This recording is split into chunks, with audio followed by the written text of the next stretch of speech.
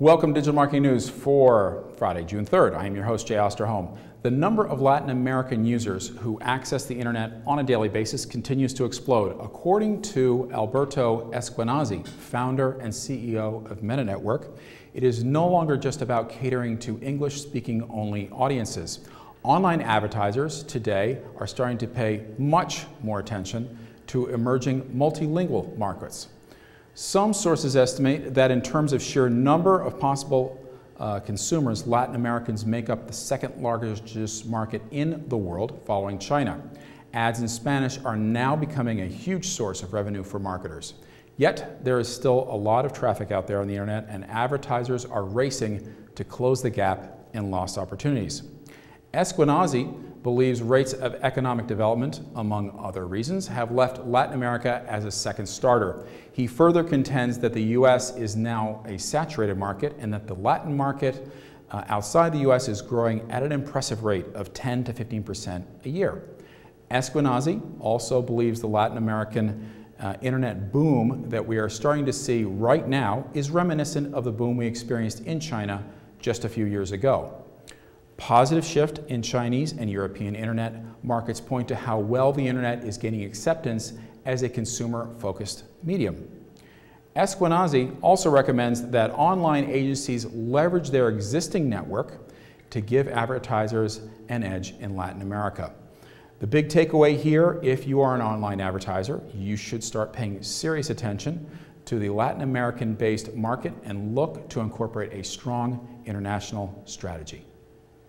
In our second story, after 2 years in stealth, Adam Bosworth is finally ready to start talking about his new health startup, Keas.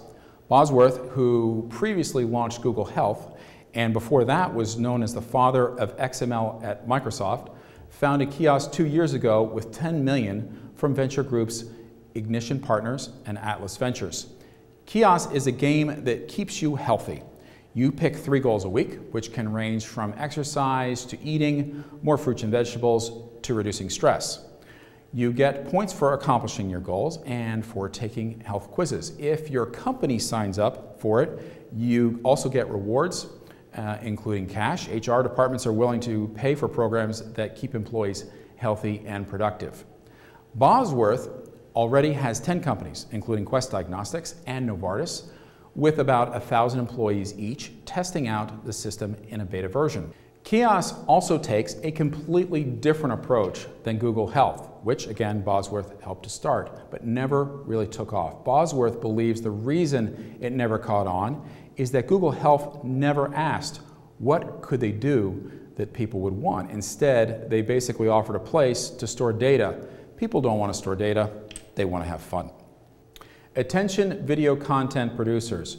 Google's YouTube is offering millions of dollars in proposed partnership deals in exchange for up to 20 branded channels of professional video content. Here is how those deals have been described. Number 1, YouTube will give the company $5 million to create a branded channel for the site, which it will feature prominently. Number 2, YouTube will keep selling ads against the channel and will keep all revenue up until it recoups its first $5 million outlay. After that, YouTube and the channel partner will split ad revenue roughly 50-50. Number 3, content on the channel will initially be exclusive to YouTube, but after the first year of a 3-year deal, the channel partner can distribute their stuff anywhere else they want. Number 4, the channel creator will retain full ownership of all of their content.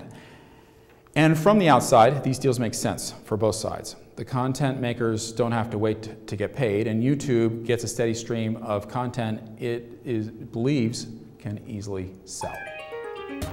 Please check back tomorrow for an all-new episode of Digital Marketing News.